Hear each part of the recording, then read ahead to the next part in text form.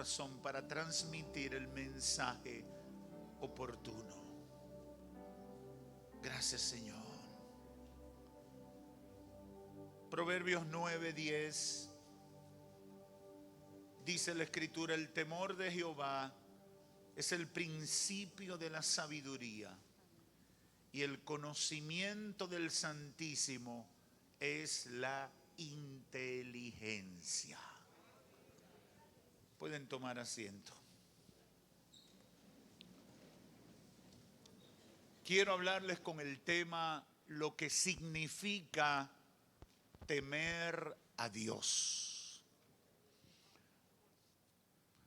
Me quedé sorprendido cuando escribía estas líneas de guía para la predicación y me tocó numerar el mensaje. Me di cuenta que este iba a ser el mensaje número 1500 que he grabado.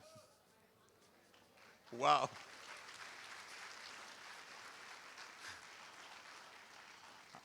A veces uno comienza a hacer algo para el Señor y uno no se imagina hasta dónde Dios te va a permitir llegar. Impresionante eso, hermanos. En una época donde se habla tanto de libertad que raya en el libertinaje, en una época que se habla tanto de derechos que llegan a coartar los verdaderos derechos de las personas, en una época donde se habla tanto de empoderamiento que nos lleva a creernos autosuficientes, yo creo que es oportuno hablar del temor de Dios o del temor a Dios. En toda la Escritura, en toda la Biblia, encontramos referencia a esa característica de nuestra relación con Dios, y creo que es muy oportuno que reflexionemos sobre esto para que la gente que se identifica con Dios, que se identifica como creyente, como temerosa de Dios, entienda lo que significa temer a Dios. También es importante que conozca los beneficios y los deberes y además pueda modelarlo a una sociedad que vive en ignorancia y que si no escucha la orientación oportuna, terminará como un barco a la deriva. Por eso hemos titulado esta reflexión lo que significa, precisamente como respuesta a la pregunta: ¿qué es temer a Dios? ¿Qué significa temer a Dios? A la luz de la Escritura encontramos mucho, y yo lo quiero resumir en 3 argumentos fundamentales para poder explicar o dar respuesta a esta pregunta. Temer a Dios significa, en primer lugar, reconocer su grandeza, su majestad, su poder y su santidad. Muchas veces nos confundimos. Como nos beneficiamos de la bondad, del amor, de la misericordia de Dios, llegamos a creer que Dios es como nosotros. Podemos confundirnos y creemos que podemos tratar a Dios como tratamos a las otras personas. Podemos confundirnos, y ha pasado con los que practican el paganismo, y muchas veces hasta los cristianos terminamos con alguna influencia pagana. Tratamos a Dios como una especie de objeto que usamos cuando lo necesitamos y lo guardamos cuando no queremos que intervenga en lo que vamos a hacer. Funcionamos de esa manera. Creemos que Dios es algo que está ahí para los momentos santos o religiosos. Algunos piensan que para una fecha determinada. Creo que eso hay que sacarlo de nuestra mente. Creo que este punto debemos analizarlo a la luz de lo que dice la palabra de Dios. Y encontré rápidamente algunas de esas citas que nos confrontan para desmontar cualquier idea equivocada sobre sobre lo que Dios significa, sobre su carácter, sobre su definición como tal. Mire lo que dice el salmista en el Salmo 33, verso 6 en adelante. Por la palabra del Señor fueron hechos los cielos, y todo su ejército por el aliento de su boca. Él junta las aguas del mar como un montón, pone en almacenes los abismos. Tema al Señor toda la tierra, tiemblen en su presencia todos los habitantes del mundo, porque Él habló y fue hecho. Él mandó y todo se confirmó. Aleluya. Usted ve que el salmista está revelando la comprensión que él tenía de Dios. La idea de Dios que tenía él en su cabeza a partir de las experiencias que le habían permitido conocer a Dios en cada situación de su vida. Pero dice más, en el Salmo 96, los salmos tienen mucho de esto. Yo les recomiendo que lean los salmos para encontrar mucho de esto. Mire lo que dice el salmista en el Salmo 96, verso 4 en adelante. Porque grande es el Señor y muy digno de ser alabado. Temible es Él sobre todos los dioses, porque todos los dioses de los pueblos son ídolos, mas el Señor hizo los cielos. Gloria y majestad están delante de Él, poder y hermosura en su santuario. Aleluya. Usted puede notar las expresiones del salmista. Grande, majestuoso, poderoso, gloria y majestad, digno de ser alabado, temible sobre todos los dioses. En Éxodo 20 hay un episodio bíblico que muchos que tenemos algunos años en el Evangelio lo conocemos. Y es cuando el pueblo de Dios está rumbo a la tierra prometida. Habían vivido en esclavitud por casi 400 años en Egipto. Dios con brazo fuerte y el liderazgo de Moisés los saca de Egipto y llegan frente a lo que se conoce como el monte Sinaí. Frente al monte Sinaí el Señor le dice a Moisés: sube que quiero hablar contigo. ¿Qué experiencia esa? Yo no sé qué haría usted si Dios le dice: mira, varón, quiero que vaya a tal sitio que quiero hablar contigo. Lo primero que uno empieza a revisarse. Pero Dios le dice a Moisés: sube que quiero hablar contigo. Y comienza una manifestación de la naturaleza de Dios en el monte Sinaí. La Biblia dice que truenos, que rayos, que sonido de bocina, que la tierra temblaba, que el monte se estremecía, porque Dios estaba manifestándose allí. Aleluya. Dios estaba manifestando en ese monte. Temblaba el monte. Me dicen lo que han subido, creo que mi esposa en uno de los viajes fue allá al monte Sinaí. Y dice la gente que en el monte Sinaí las rocas de ese monte tienen una estructura, una estructura diferente a cualquier estructura de cualquier parte de la tierra. Los creyentes sabemos, porque si Dios se manifestó ahí, obviamente esa tierra no podía ser igual a ninguna otra en la faz de la tierra, porque Dios se manifestó ahí. Pero dicen que es impresionante la visual, la estructura granular, toda la estructura del material de esa roca es totalmente diferente a cualquier otro tipo de roca en el mundo. Cuando uno va a la Biblia, entonces uno puede tener una idea de qué fue lo que transformó la estructura molecular de la roca de ese monte. Dios se manifestó en el monte. Dios dio un poquito de demostración de su persona. Y el monte temblaba. Se oía sonido de bocina. Y Dios le dice a Moisés: sube que quiero hablar contigo.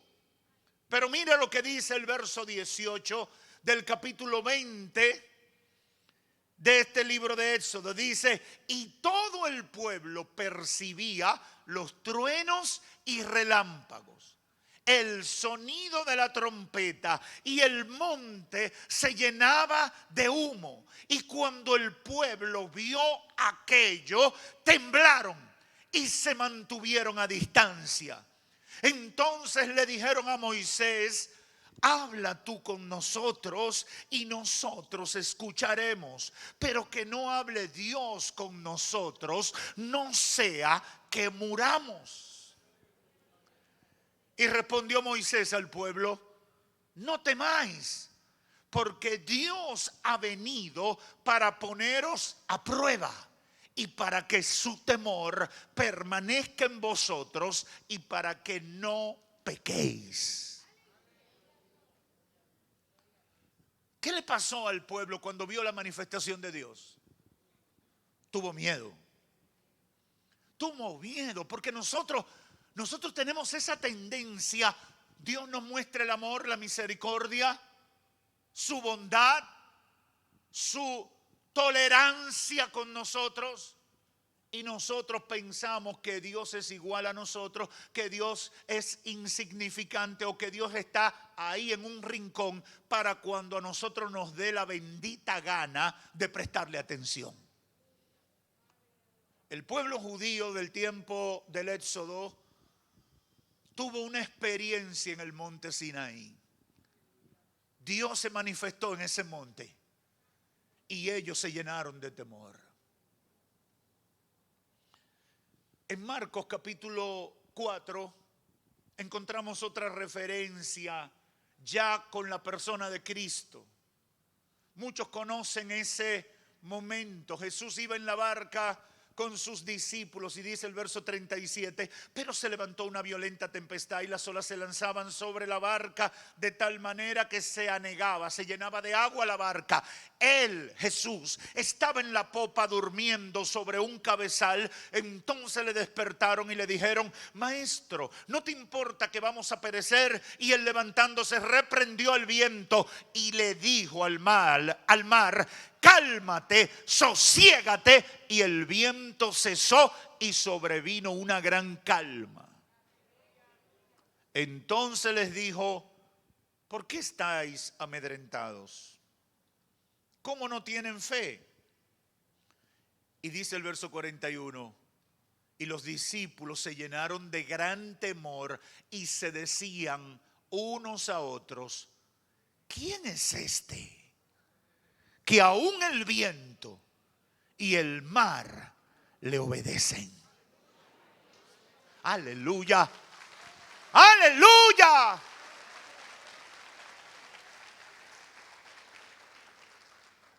¿Qué es lo que quiero que usted pueda captar en este momento? Estas experiencias, las dos últimas citas, las primeras dos están manifestando, están revelando la expresión de gente que admiraba la grandeza de Dios. Gente que fue sensible para inspirarse en el conocimiento y la grandeza de Dios que podían percibir a través de la creación y a través de las experiencias personales. Pero los dos últimos textos bíblicos hablan de gente que se enfrenta a una manifestación puntual de la majestad y el poder de Dios y reaccionan. Ahora, ¿quiénes eran la gente del Éxodo? Era gente que había visto el poder de Dios. Era gente de promesa. Era gente que Dios estaba obrando en la vida de ellos. Pero ¿cuál era la batalla? El nivel de comprensión de Dios que ellos tenían. Los discípulos, cuando ven a Cristo actuar con la autoridad y el poder, dijeron: pero ven acá, Es verdad que Él es el maestro. Es verdad que Él está guiándonos en este proceso. Es verdad que Él habla como quien tiene autoridad, pero esto está fuera de liga. Decirle a los vientos, cállense. Decirle a la mar embravecida, aquíétate. Ellos dijeron, no, espérate, esto es demasiado grande. Esto es demasiado grande. ¿Por qué? Porque la comprensión que ellos tenían de Dios estaba limitada. Y esas manifestaciones de Dios le permitieron conocer un nivel de quién era Dios mucho mayor de lo que ellos hasta ese momento habían conocido. Yo he testificado en muchas ocasiones que en la medida que Dios va trabajando con uno, en la medida que Dios va obrando con uno, la fe de uno se va desarrollando. En la medida que tú pasas por procesos difíciles en tu vida, en la medida que tú tienes que depender de Dios en situaciones donde tú piensas que vas a colapsar, entonces después que tú has vivido la experiencia, tú te das cuenta que Dios no es tan chiquito como lo que tú sentías antes de salir de ese proceso. Cuando tú lo pasas, tú dices, mi Dios es mucho más grande de lo que yo había entendido.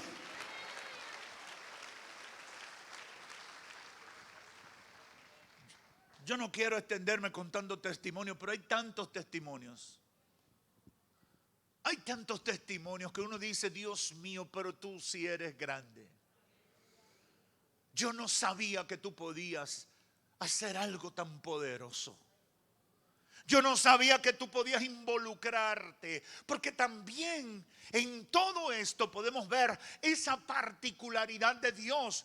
Es grande, es increíble e impensablemente grande y majestuoso, pero se toma la molestia en revelarse a gente finita y limitada como somos nosotros. Oh, gloria a Dios. Pero no me quiero quedar solamente en ese punto. Temer a Dios, además de reconocer su grandeza, además de que significa reconocer su grandeza, su majestad, su poder y su santidad, temer a Dios significa entender que por su justicia y santidad no puede consentir el pecado, por lo que exige un abandono inmediato del pecado si queremos relacionarnos con Él. Ese es mi segundo argumento. Temer a Dios significa que yo tengo que entender que Él es santo. Eso no es muy común entenderlo hoy en día, porque vivimos en una sociedad que todo lo ha hecho relativo. Depende del cristal con que usted lo mire, pastor. Yo soy santo.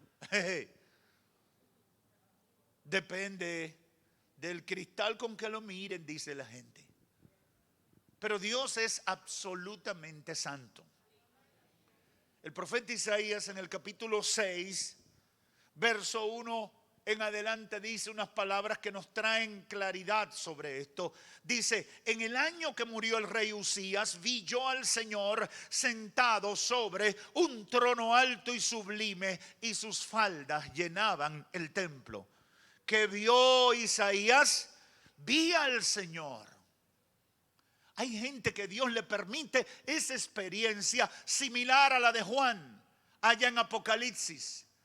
Similar a la de Isaías aquí en el capítulo 6. Y sigue diciendo, por encima de él habían serafines. Cada uno tenía alas. Serafín es un tipo de ángel. Cada uno tenía alas. Con dos cubrían sus rostros, con dos cubrían sus pies y con dos se sostenían en el aire. Y uno le decía o daba voces al otro diciendo, Santo, Santo, Santo, Jehová de los ejércitos. Toda la tierra está llena de su gloria. Y los quiciales de la puerta se estremecieron con la voz del que clamaba, y la casa se llenó de humo. Entonces dije, ay de mí, que soy muerto, porque siendo hombre inmundo de labios y habitando en medio de pueblo que tiene labios inmundos, han visto mis ojos al Rey, Jehová de los ejércitos. Y voló hacia mí uno de los serafines, teniendo en su mano un carbón encendido, tomado del altar con unas tenazas, y tocando con él sobre mi boca, dijo: he aquí que esto tocó tus labios, y es quitada tu culpa y limpio tu pecado. ¡Oh! ¡Aleluya!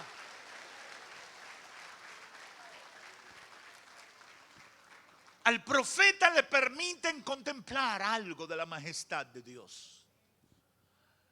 Y cuando el profeta cae en conciencia de lo que está pasando, se atribula.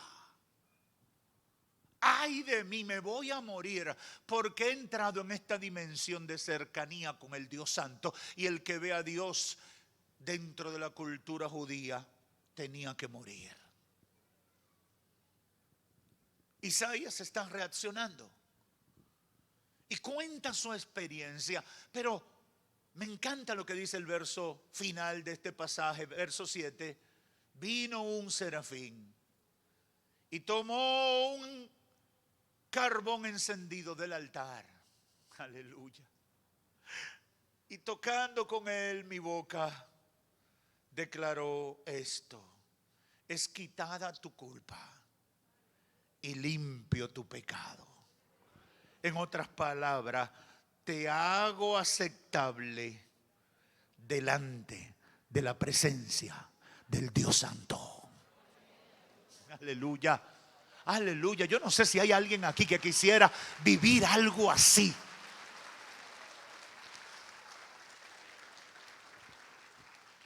En Apocalipsis, Juan dice cosas parecidas en la experiencia que relata, tal como lo vivió en la isla de Patmos.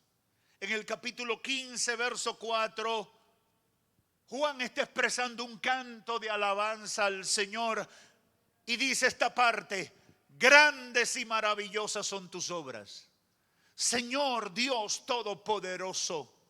Justos y verdaderos son tus caminos, Rey de los santos.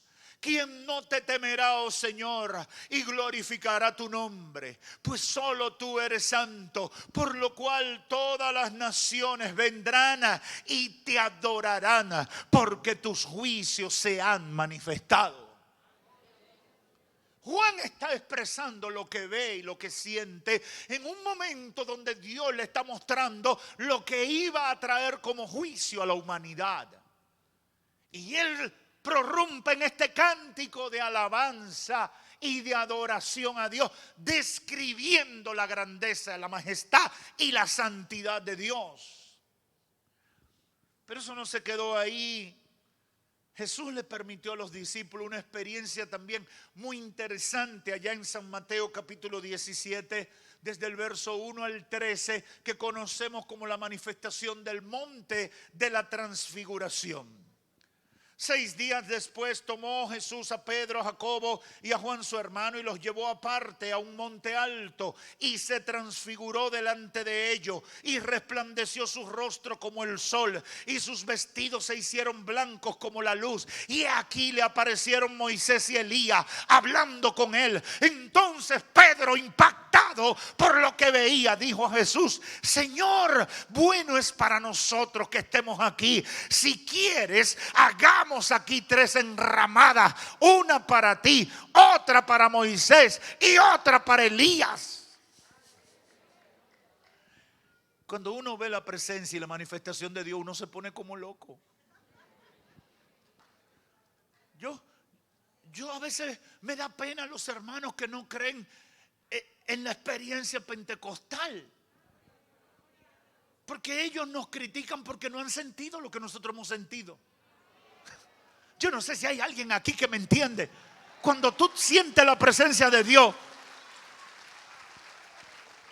cuando tú sientes la presencia de Dios, te craquea. Entra en confusión, el cerebro se aloca. ¿Usted ha visto una computadora descontrolada? Así nos ponemos nosotros, que los comandos se nos cruzan. Y a veces la gente dice, tan seriecito que se veía. Míralo dando gritos, llorando, brincando, saltando, batiendo los brazos, remeneándose.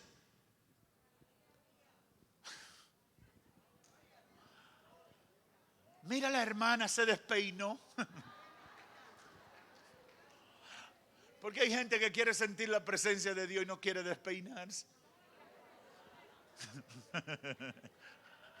Yo no sé, tendría que hacerlo así. Ay, santo. Yo soy de los otros. Yo no sé si aquí hay alguien de los que son como yo. Yo lo suelto. ¡Aleluya! ¡Gloria a Dios! ¡Ja!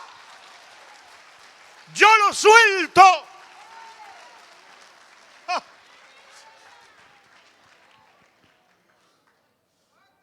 Yo no sé si lo he contado aquí, pero yo tenía un vecino. Teníamos un vecino. Nosotros, yo no me había casado. Vivíamos por aquí, por el ensanche Luperón, creo que era. Y había un vecino que se convirtió, que compró, tenía un negocio al lado de la casa de nosotros y se convirtió. Y ese vecino, él era de origen, tenía un apellido árabe. Ay, Dios mío, Nader creo que era. Sí, Nader.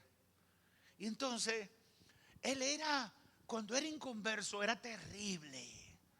Terrible. ¿Usted sabe lo que es terrible? Terrible.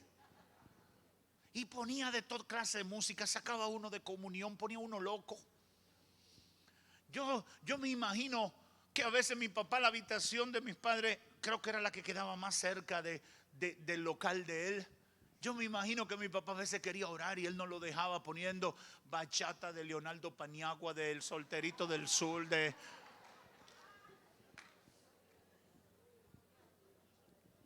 Ay, pero ese hombre se convirtió. Y así como era apasionado con lo otro, así hizo el cambio para este lado.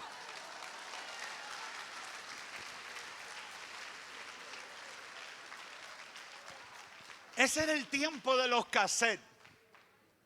Y él compró como 10, 12, 14, 15 cassettes de Estanislao Marino. Y nos daba Marino por la mañana, Marino al mediodía, Marino en la tarde, Marino en la noche. Pero a veces se llenaba del poder de Dios. A veces se ponía a orar con los empleados ahí. Y él usaba una expresión que se quedó grabada en mi mente. Cuando en una manifestación, en un momento de eso de gloria, decía lo siguiente: demasiado Dios para mí solo.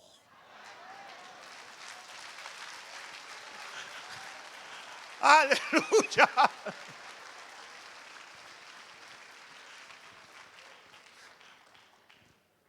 Y yo creo que esa expresión es interesante, porque en la medida que tú conoces a Dios, tú te das cuenta lo grande que es Dios y lo pequeño que tú eres, lo poderoso que es Dios y lo insignificante que nosotros somos frente a Él. Temer a Dios significa, en tercer lugar, obediencia total a sus mandamientos. Hablar de obediencia en estos términos recibe el rechazo de la mayoría de las personas de este tiempo, porque se confunde con opresión, sumisión, esclavitud y dependencia de algo o de alguien que en gran medida es malo o es negativo para nosotros. Por ejemplo, en nuestro tiempo, sometimiento es casi una mala palabra. Cuando se habla de que yo me someto a algo, ya tú eres lo menos que te dicen es lambón. Otros te dicen limpiasaco.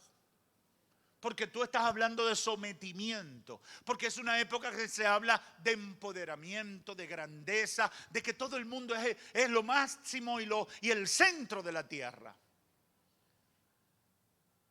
Se confunde.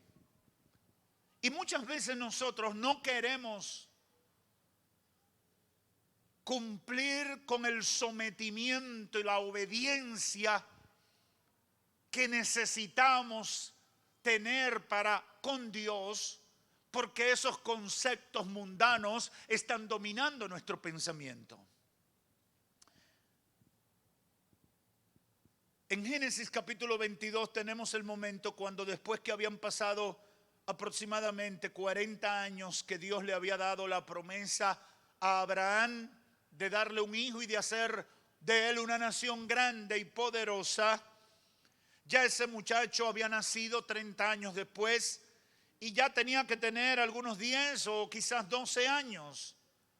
Y Dios le habla a Abraham y le dice: quiero que me sacrifiques a tu hijo como una ofrenda delante de mí. Yo digo que ese es uno de los pasajes bien difíciles de la Biblia, porque uno no siempre llega a entenderlo como debe ser. Pero Dios le pide a Abraham: sacrifícame tu hijo. Preséntalo como una ofrenda de sacrificio en un holocausto delante de mí.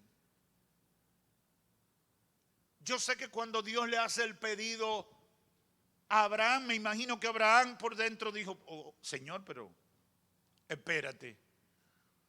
30 años esperando el cumplimiento de tu promesa, y ahora que apenas estoy disfrutando de ver un hijo que ya va conmigo al campo, ahora tú me estás pidiendo que te lo presente en sacrificio como una ofrenda delante de tus ojos. Pero Abraham tuvo una reacción que es de las cosas que le valieron la calificación del padre de la fe.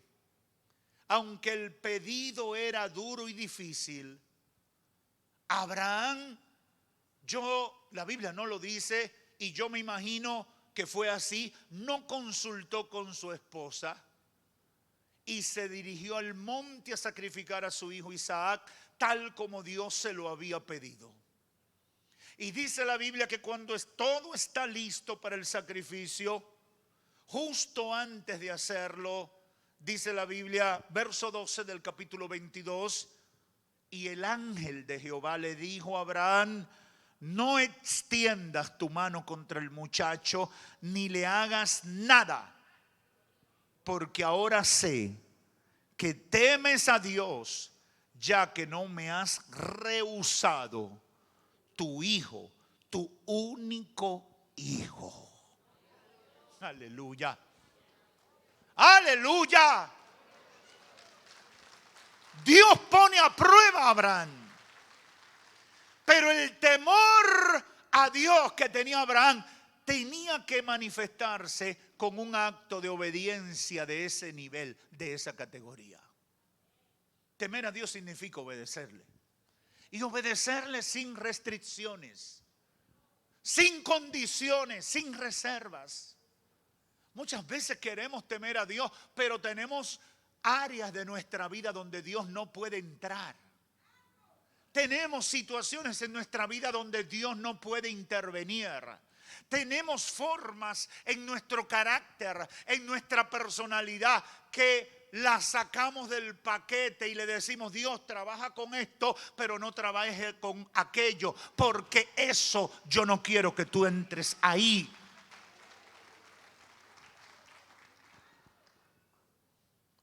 Tuvimos el caso de una hermana. Han sido varios, pero me viene a la memoria uno en particular, de una hermana que de repente se desaparece de la iglesia, deja de asistir a la iglesia. Los hermanos dicen que le ven en la calle, que le invitan, que le recuerdan que venga a la iglesia, que nos hace falta, que le echamos de menos. Y la hermana no responde hasta que una hermana cercana la confronta y le dice: ¿qué te pasa? ¿Por qué has abandonado la iglesia? ¿Por qué te has apartado del Señor? Y la hermana o la ex hermana le responde: mi marido no quiere que yo sea cristiana. Y yo amo a mi marido.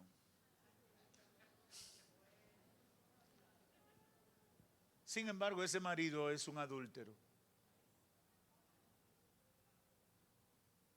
con hijos con otras mujeres en la calle. Pero era el Dios de ella. Temer a Dios significa obedecer a Dios y estar dispuesto a sacrificar lo que sea con tal de hacer la voluntad del Señor.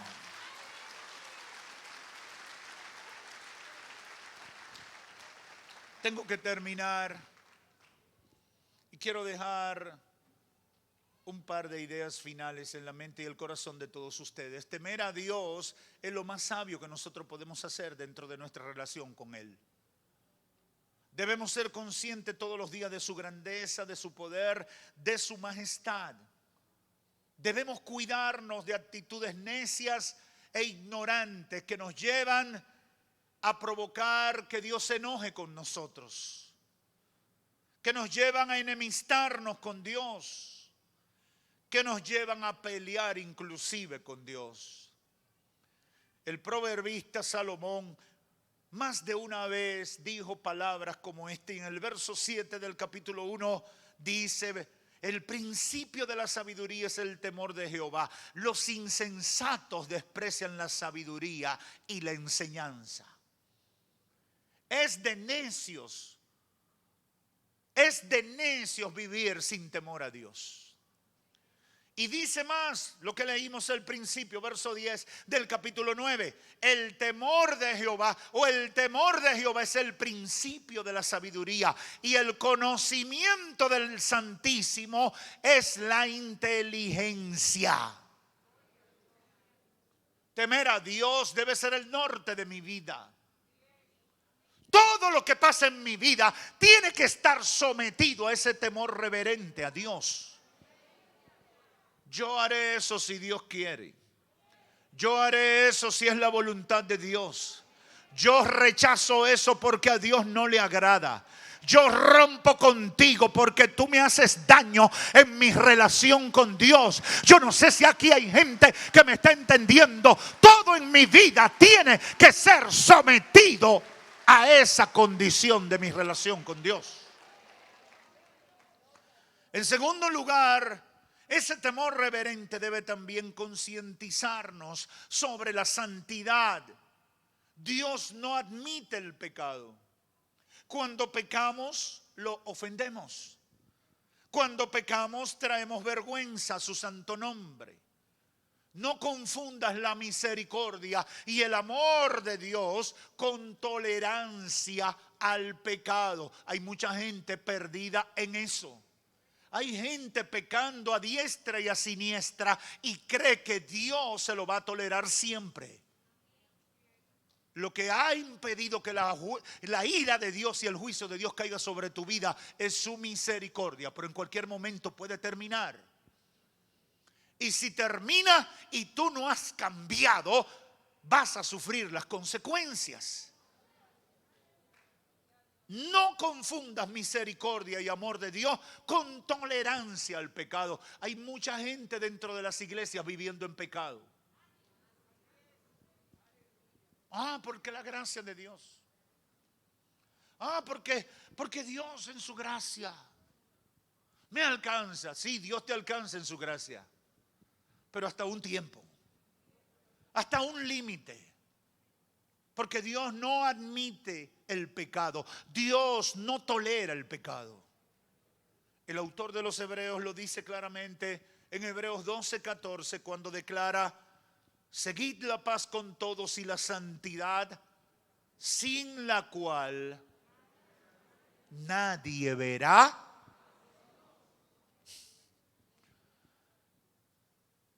Seguid la paz con todos y la santidad, sin la cual nadie verá al Señor. Hermanos, tenemos que vivir en santidad. No podemos estar jugando a la religión. A veces los pastores nos damos cuenta cuando hay gente que lo único que está es allantando, posando, simulando que están sirviéndole al Señor. Uno le ve la música por dentro y el Espíritu Santo les revela a uno que lo que te están enseñando no es de corazón, es solamente para llenar apariencias. Alguien me decía ayer que una persona le confesó que hace 10 años había cometido un pecado terrible y que nunca lo había confesado. Y 10 años después se lo confesó a un ministro de esa iglesia. 10 años. 10 años con ese muerto enterrado ahí. 10 años con esa maldición sobre tu cabeza. Yo no sé cuántas personas me están escuchando y están en esa condición. Dice la palabra, el que confiesa su pecado y se aparta, alcanzará misericordia. ¡Aleluya! Hay gente que está bajo maldición, hay gente que está bajo tribulación permanente, hay gente que no sale de un problema, hay gente que vive vidas improductivas, vidas amargadas, vidas malditas, porque el pecado es maldición. El pecado atrasa, el pecado te separa de Dios, el pecado arruina tu bendición.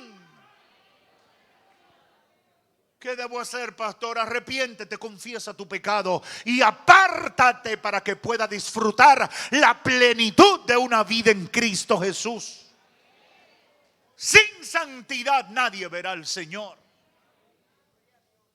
Mirad bien, dice el verso 15. No sea que alguno deje de alcanzar la gracia de Dios, que brotando alguna raíz de amargura os estorbe y por ella muchos sean contaminados. No sea que haya algún fornicario o profano como Esaú, que por una sola comida vendió su primogenitura. Eso da para hablar muchísimo, pero no lo voy a hacer en esta oportunidad. Lo que el autor de los Hebreos está diciendo: saca a ese muerto que enterraste, que te está separando de la gracia. Destapa eso. Usted sabe que los cadáveres lo único que hacen es heder. Por eso lo incineran. Por eso lo echan al fuego o cavan algo muy profundo para que no salga el mal hedor. Por eso en los cementerios hay muchas flores que perfuman el ambiente para que no salga el mal hedor de los cuerpos inertes que hay ahí en descomposición. Así es el pecado. Dios quiere sacar eso de tu vida. Temer a Dios significa obedecerle. Temer a Dios significa reconocer su grandeza, su poder. Temer a Dios significa reconocer que Él es santo y que Él habita en la santidad. Y si queremos tener comunión con Él, tenemos que vivir en obediencia, apartándonos del pecado y viviendo en santidad como Él espera que nosotros vivamos. Eso es temer a Dios. No me digas que tú temes a Dios y te mantienes pecando. No me digas que tú temes a Dios y te mantienes con las mismas rabietas de toda la vida. No me digas que tú temes a Dios y sigues siendo esa persona indeseable que has sido durante toda tu existencia. Temer a Dios significa someterse al señorío de Cristo en nuestra vida y cambiar lo que tengamos que cambiar con tal de agradar a ese Dios al que nos hemos sometido. ¡Aleluya! Dejemos atrás el paganismo. Dejemos atrás la falsedad y acerquémonos confiadamente ante el trono de la gracia para que alcancemos el oportuno socorro. Dios no es como